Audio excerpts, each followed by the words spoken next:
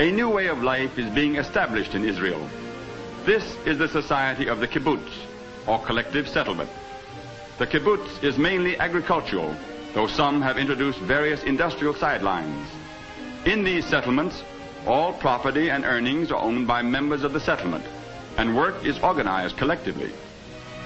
The kibbutz of Givat Haim was begun in 1932, when the area was largely swamp and windrift country. Its inhabitants, mostly Jews from Austria and Czechoslovakia, are working hard and long to create their successful community.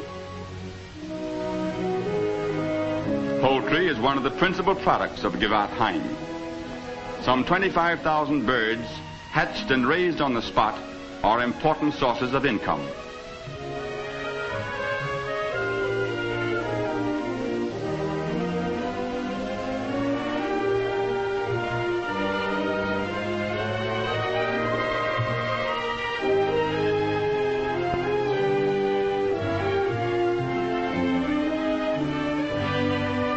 Each married couple occupies a room in a dwelling on the farm.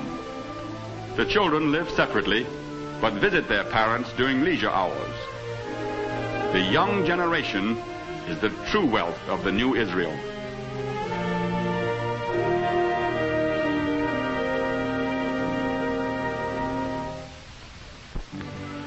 We visited Onim, where some of Israel's 15,000 wards live. Here we met some of the children rescued from Nazism and its ensuing darkness in Europe, and other children placed here by their parents for upbringing in Israel. At Onim, there are 300 children from many parts of the world. They all speak the language of their country of origin. Now they will learn Hebrew and begin a new life in happy and peaceful surroundings. The most beautiful city of Israel is Haifa, overlooking the Bay of Akka and the entire northern coast of Western Galilee. Your travel agent, in conjunction with Air France, can arrange all-inclusive tours to Israel. The traveler gets more for his time when he flies Air France.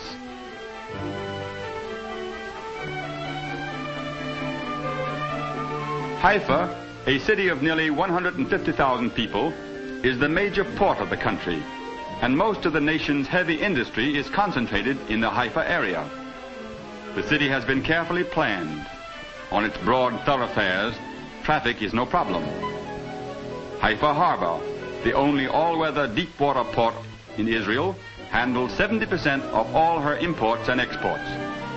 Israel's foreign trade is increasing at a fast rate, and the docks at Haifa are jammed with cargo.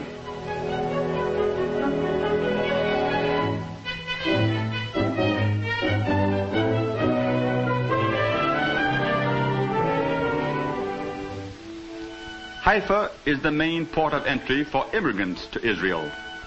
Nearly 500,000 people of many nationalities and from all countries have passed through this port since the inception of the state, coming at last to the end of their wanderings.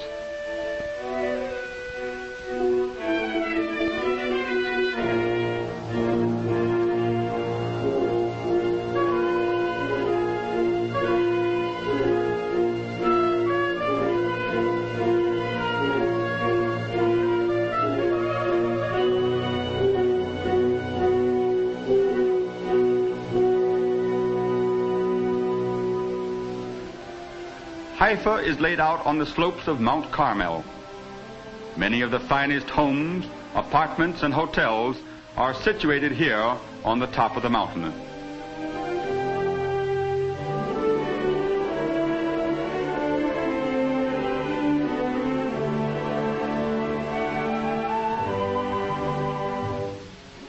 We visited one of Haifa's schools and watched their celebration of the first harvest. All over Israel on this day, other children were singing and dancing in commemoration of the traditional offering in the temple of the first fruits of the land.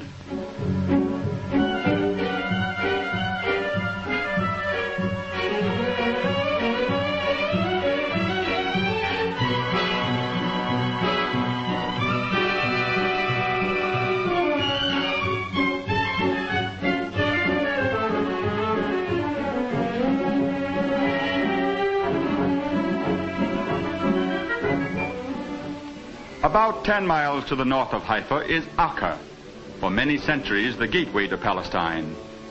All conquerors and invaders have left their mark on Acca, and the old walled town bears strange relics of the past. Marco Polo first touched the shores of Palestine here.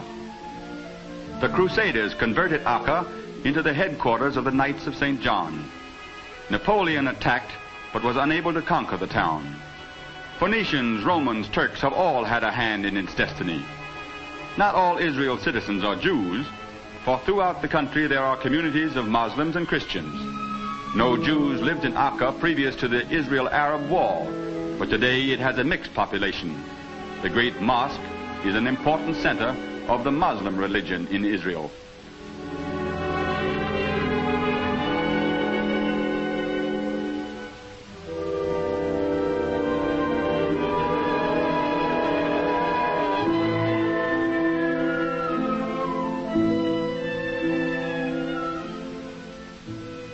When the Romans were masters in Palestine, they built aqueducts to irrigate the land and supply the cities. The one which used to carry water from the springs of Kabri to Acca still stands. We found camels much in evidence in some Arab areas of the country.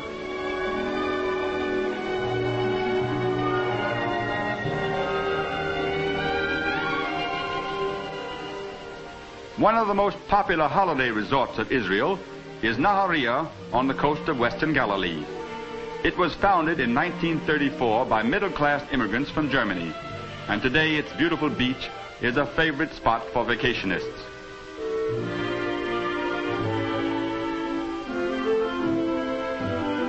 By flying Air France, the fastest way to Israel, you will have more time there and can make extra trips as we did.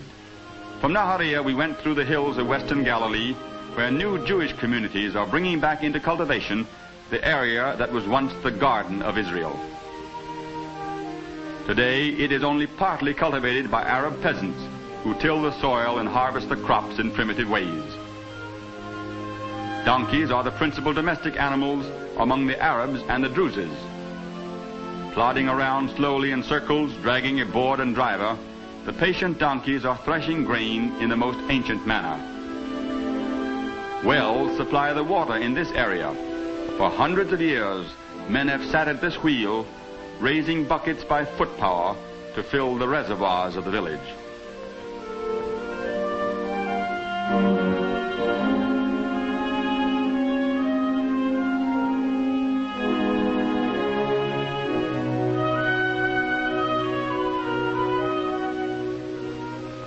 The highest village in Israel is Beit Jan, a Druze village in the mountains above the ancient Jewish town of Safed. Men of the village join hands and dance the Dibka.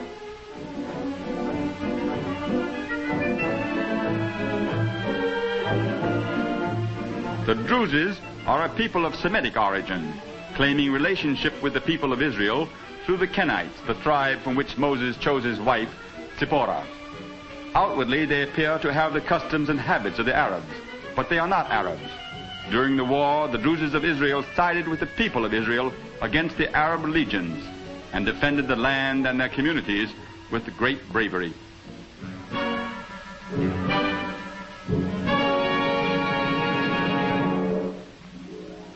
After our visit to Beit Jan, we went on to the northern boundaries of Israel.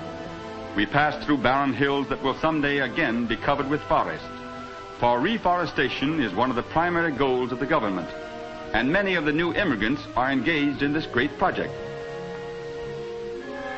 For thousands of years, olives have been an important product of Israel, and the sturdy trees have withstood the ravages of centuries.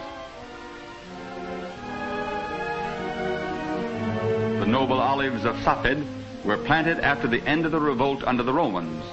They have been standing nearly 2,000 years. Tobacco planted in the olive groves is proving a success and is providing Israel with another important product for export.